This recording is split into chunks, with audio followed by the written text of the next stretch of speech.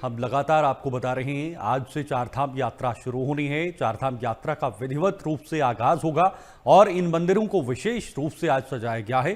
श्रद्धालुओं के स्वागत के लिए पूरी तैयारी की गई है। गंगोत्री और यमुनोत्री के कपाट खुलने के बाद अगले हफ्ते केदारनाथ और बद्रीनाथ के कपाट भी श्रद्धालुओं के लिए खोले जाएंगे। बर्फ से ढकी पहाड़ियां हों, प्राकृतिक सौंदर्य इस यात्रा को और भी आकर्षक बना रहे हैं। हर साल की तरह इस बार भी देश विदेश से श्रद्धालु यहां पहुंचते हैं और अब भी पहुंचने वाले हैं। इधर उत्तराखंड में चारधाम यात्रा को लेकर इस बार कड़े सुरक्षा इंतजाम किए गए हैं। राज्य के यात्रा मार्गों पर हजारों पुलिसकर्मी, 17 कंपनियां पीएसी और 10 कंपनियां अर्धसैनिक बलों की तैनाती की गई है। श्रद्धालुओं में जबरदस्त उत्साह देखा जा रहा है और यात्रा को लेकर राज्य में उत्सव जैसा माहौल है। और होगा भी क्यों ना, क्योंकि ये यात्रा किसी बहुत बड़ी उत्तराखंड के लोगों के लिए, उत्तराखंड सरकार के लिए, उत्तराखंड के बाकी चीज़ों के लिए बहुत अहम है।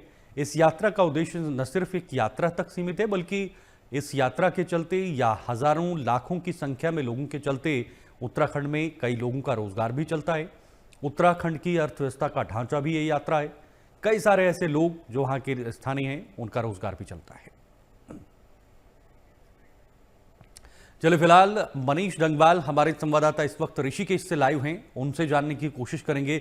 मनीष, बहुत खूबसूरत आज से ये पूरी तस्वीर निकलकर सामने आएगी और उत्तराखंड वासियों को भी इसका इंतजार रहता है कि कब चारधाम की यात्रा शुरू हो, उसके बाद उनका कारोबार, उनका जो रोजगार है वो भी चले और एक रौनक भी वहां पर देखने को मिल सके। देखिए, बिल्कुल उत्तराखंड के जो चारों धाम है, आज से जो है वो रौनक देखने को शुरू हो जाएगी। खासकर जो गंगोत्री और यमुनोत्री धाम में जो रौनक है वो देखने को मिल रही है। दोनों धामों को जो है वो बेहद खूबसूरत सजाया गया है।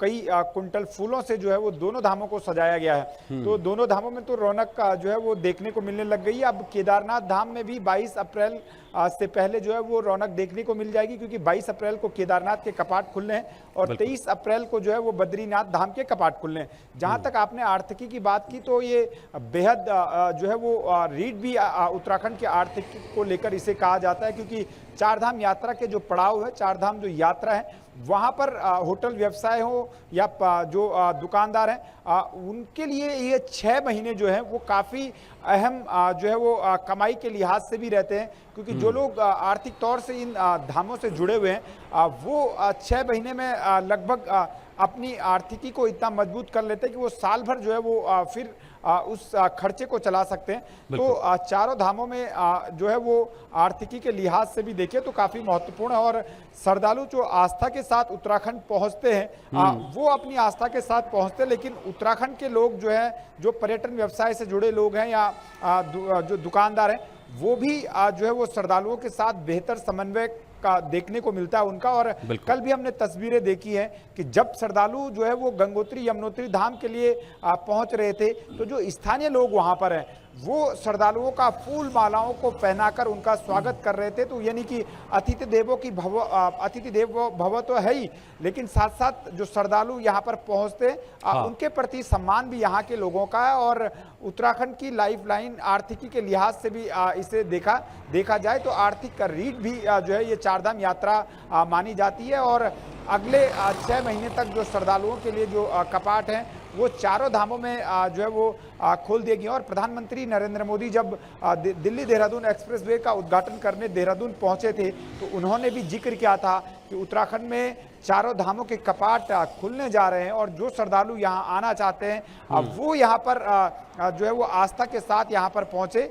और मुख्यमंत्री पुष्कर सिंह धामी भी लगातार यही कह रहे हैं कि जो श्रद्धालु यहाँ पर पहुंच रहे हैं उन्हें किसी तरीके की कोई दिक्कत परेशानी जो है वो यात्रा के दौरान ना हो, ये लगातार निर्देश भी दिए जा रहे हैं और व्यवस्थाएं भी जो है वो श्रद्धालुओं को लेकर की जा रही है। जी अच्छा मनीष, हर वर्ष हर साल सरकार चाहती है कि चीज़ों को अपडेट किया जाए, उन्हें बेहतर बनाया जाए, चाहे वो व्यवस्था हो या बाकी अन्य चीज़ें हों। उसमें कहीं ना कहीं कोशिश रहती है कि हर वर्ष श्रद्धालुओं को कुछ नया देखने को मिल सके। इस बार इस यात्रा में क्या विशेष और क्या खूब नजर आ रहा है, क्या अलग दिखाई दे रहा है पिछले साल के मुकाबले?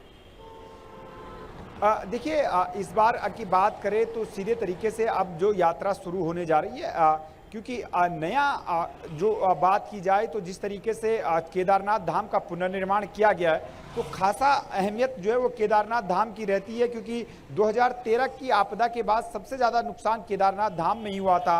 हाँ। और काफ़ी नुकसान जो है वो यात्रा पड़ाव को भी हुआ था, और कई सौ लोग, कई हजार लोग जो है वो इस यात्रा में जो है वो मिसिंग भी हो गए थे, जिनका कोई पता नहीं चला।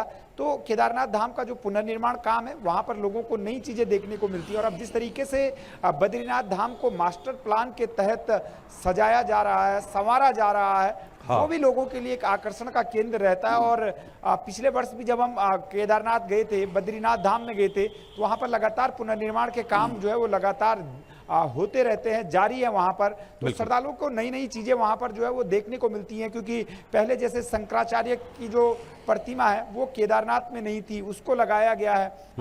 इसी तरीके से कई नए काम जो है वो केदारनाथ धाम में हुए, और उसी तरीके से अब बद्रीनाथ धाम में भी मास्टर प्लान के तहत जो वो काम हो रहे हैं, वो कहीं ना कहीं श्रद्धालुओं के लिए एक आकर्षण का केंद्र भी रहता है। चाहे वहां पर वॉल पेंटिंग हो, चाहे वहां पर नई प्रतिमाओं का अनावरण हो, तो ये तमाम चीजें श्रद्धालुओं को लेकर भी कहीं ना कहीं सरकार काम करती है। और जिस तरीके से देश में कई स्थानों को संवारा गया है केंद्र में प्रधानमंत्री नरेंद्र मोदी के आने के बाद, तो उसी तरीके से केदारनाथ और बद्रीनाथ को भी संवारने का काम जो है वो लगातार जारी है, और श्रद्धालुओं को वहां पर लगातार देखने को भी मिलता है। अगले कुछ दिन जो हमारा पड़ाव रहने वाला है वो केदारनाथ और बद्रीनाथ रहने वाला है। तस्वीरों के माध्यम से भी हम दर्शकों तक लगातार ये चीजें पहुंचाने का काम करेंगे कि आखिरकार क्या कुछ नया इस बार यात्रा में है, और क्या कुछ नए काम जो है वो बद्रीनाथ और केदारनाथ धाम में अब चल रहे हैं। जी अच्छा मनीष, आपने 2013 की आपदा का जिक्र किया था। बहुत ही भयानक आपदा थी और कई लोगों ने अपनी जानें गंवाई थी, और उससे एक पूरा स्ट्रक्चर चेंज हुआ था। जाहिर सी बात है इसका प्रभाव यात्रा पर भी पड़ता है।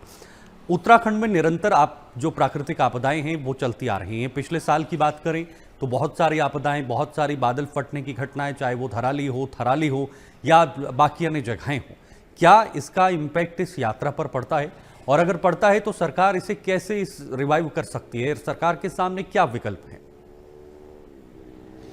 देखिए, फिलहाल जो यात्रा अब अप्रैल, मई और जून के महीने चलेगी, उस दौरान जो है वो यात्रा अपने पीक पर होती है। हाँ। यानी कि अगर आप श्रद्धालुओं की संख्या का आंकड़ा लगाएंगे तो जो 50 लाख के लगभग श्रद्धालु जो है वो उत्तराखंड अब चारधाम यात्रा करने के लिए पहुंच रहे हैं। बिल्कुल ठीक है मनीष, बहुत बहुत शुक्रिया आपका तमाम जानकारी के लिए। मनीष हमारे साथ बने हुए थे।